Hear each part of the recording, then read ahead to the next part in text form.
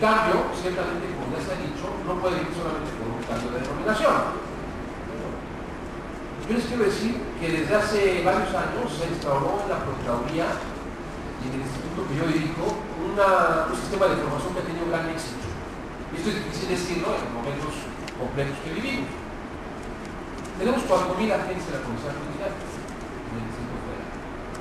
De ellos, digamos, 800 han egresado del instituto mediante una carrera de técnico superior universitario en investigación policial, expedida por la SEP o una SEP. Están un año y se requieren estudios universitarios. Ahorita hay 130 en formación. Les quiero dar un dato. No tengo a uno solo en activo egresado del instituto bajo este esquema de formación. Ya no digamos consignados, que se hubiera denunciado por la comisión de delitos. Pero hay muchos secuestradores. Son la vieja escuela. Son los policías que por órdenes del procurador llegaban a ser policías que no pasaban por los institutos. Entonces hay que homologar y armonizar en todo el país, con base en la reforma, los modelos de formación para la policía, porque van a ser todos, no nada más los policiales o ministeriales o investigadores, también los preventivos. Y en el Distrito Federal hay más de 60.000 policías. Y a todos hay que formarlos en el ámbito de investigación.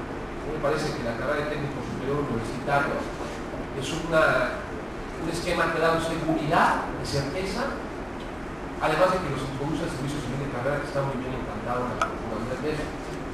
Habrá que ver qué vamos a hacer con todos aquellos que no tienen ni siquiera las bases mínimas para aspirar a una carrera de técnico superior universitario. Bueno, pues me quedan solamente 2 minutos, porque ya llevo 20, y bajo ese esquema quisiera señalar un punto. Qué bueno que se exige la evaluación y certificación de todos los miembros de las corporaciones de seguridad pública en la reforma. Nosotros, las procuradurías, ya formamos parte del esquema de seguridad pública. Entonces, todos los agentes del Ministerio Público van a ser evaluados y certificados. Todos los policías también.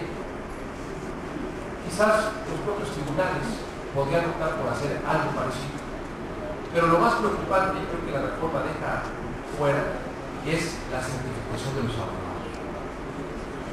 En un sistema acusatorio adversarial, mucho depende de la capacidad del abogado, de sus conocimientos para defender a una persona inocente que no tiene el más mínimo grado de educación, como sucede en gran parte de los países.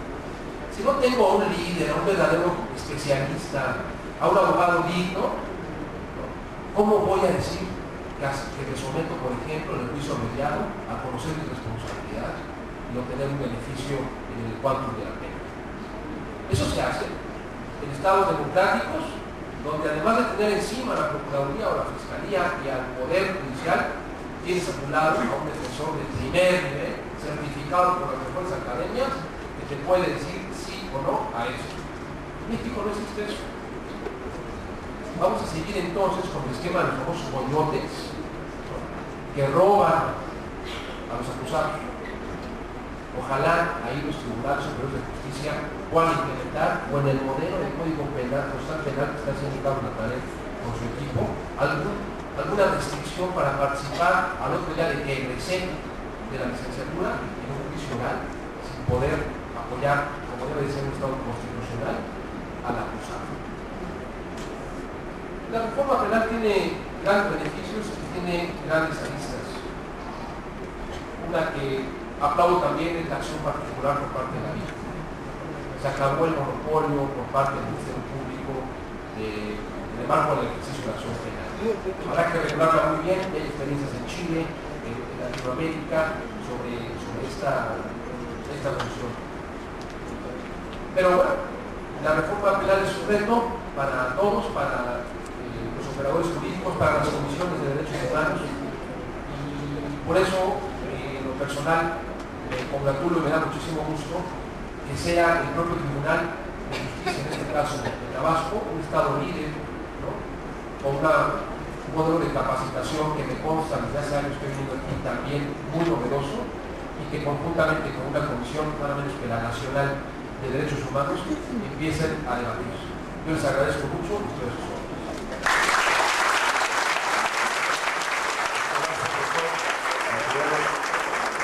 Interesante reflexión que ha hecho. Han llegado a la mesa, ahora sí, una gran cantidad de preguntas y hemos tomado el siguiente acuerdo. Vamos a leer todas las preguntas de cada ponente para que el ponente pueda, el panelista pueda atender de manera general los diversos planteamientos que se han hecho, pues igual vamos a dar lectura a las preguntas para que sepa además en el inicio y cuál es el planteamiento que realiza. De manera que vamos a empezar. Antes de hacer un comentario, fíjense que es muy importante destacar un hecho que acaba de suceder en el tribunal. Creo que esta vez vale la pena decirlo.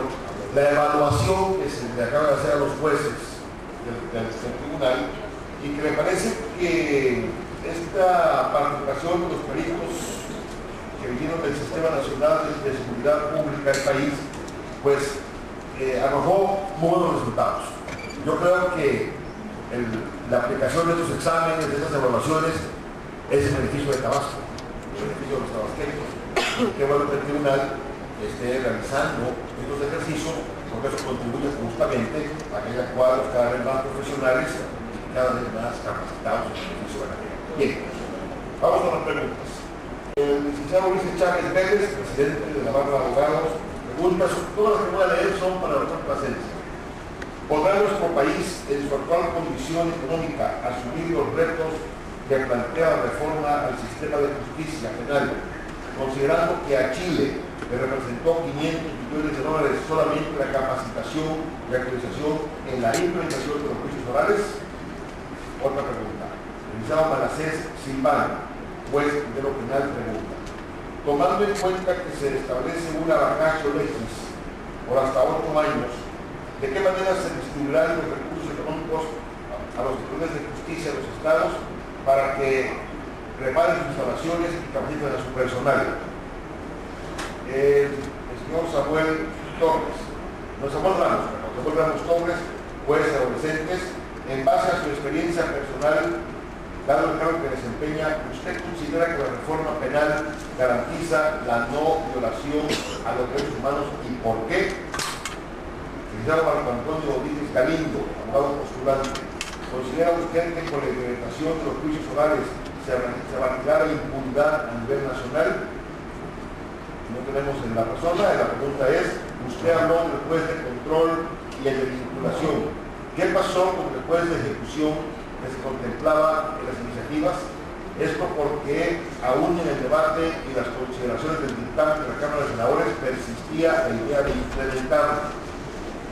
Francisco Armas Santiago pregunta: ¿cuál es la función específica del juez de control y cuál la del juez de mediación? El juez de control y la mediación. El señor Francisco Becerra Ocaña pregunta: la profesionalización del defensor de oficio solo menciona la relación económica con el Ministerio Público, pero eso no representa profesionalización. No se habla de programas de mejora continua. ¿Cree usted que el nivel de salario es suficiente? Luciano Javier Gracia Carrillo, juez segundo: ¿qué medidas consideran deben implementarse para evitar que los cuerpos policíacos, alegando flagrancia, se introduzcan fácilmente en un domicilio cuando sabemos que puede alterarse la realidad, lo cual daría pauta a una violación de derechos humanos en su caso? Debo advertir que hay dos preguntas dirigidas al moderador de la mesa. Hemos cometido el contraseño que se le puede acusar a él, son de los mismos asuntos. Con relación a la reforma del artículo 22 constitucional, pregunta el licenciado Ricardo Martínez, a la confiscación antes que se dicta la sentencia, una vez hecho lo anterior, ¿qué sucedería si con una buena defensa se absuelve al judicial, ¿no? ¿Qué sucedería? No se estarían violando los derechos humanos en el Estado de Derecho. Y otra pregunta es el licenciado José Dolores Cruz Rodríguez, Ciudad Pública de Huimanguillo: ¿cómo sería el juicio oral ante el Ministerio Público del Fuero Común? Primera. Segunda, ¿se aplicaría